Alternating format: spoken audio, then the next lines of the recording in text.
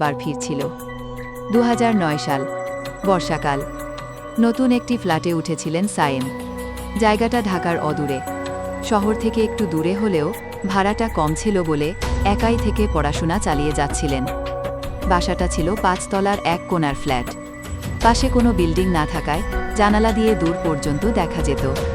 তবে ঠিক রাত 2টোর পর থেকে কিছু অদ্ভুত ঘটনা শুরু হয়। প্রথমে হালকা আওয়াজ, মনে হতো যেন কেউ ফ্ল্যাটের দরজার সামনে দাঁড়িয়ে কাঁচা পায়ের শব্দ করছে। খুলে দেখতেন কেউ নেই। এক রাতে সায়েম প্রতিদিন রাত 2:17 ওই ছায়াটা ফিরে আসে, কখনো বাথরুমে আয়নায়, কখনো পিছনার পেছনে। এক রাতে সাহস করে মোবাইল দিয়ে ভিডিও করতে শুরু করেন। ঠিক রাত 2:17 বাজতেই দরজার হ্যান্ডেলটা নিজে নিজে ঘুরে উঠল, আর ছায়াটা দরজার নিচ থেকে এক চোখে তাকিয়েছিল। এই ঘটনার পরদিনই সাইম বাসাটা ছেড়ে দেন। পরবর্তী ভাড়াটিয়া 1 মাসের বেশি থাকতে পারেনি। এই বাসাটা এখন তালাবদ্ধ, কারোর কাছে ভাড়া দেওয়া হয় না। তবে পাশের ফ্ল্যাটের মানুষ বলেন, প্রতিদিন রাত 2:17 কার যেন হাঁটার শব্দে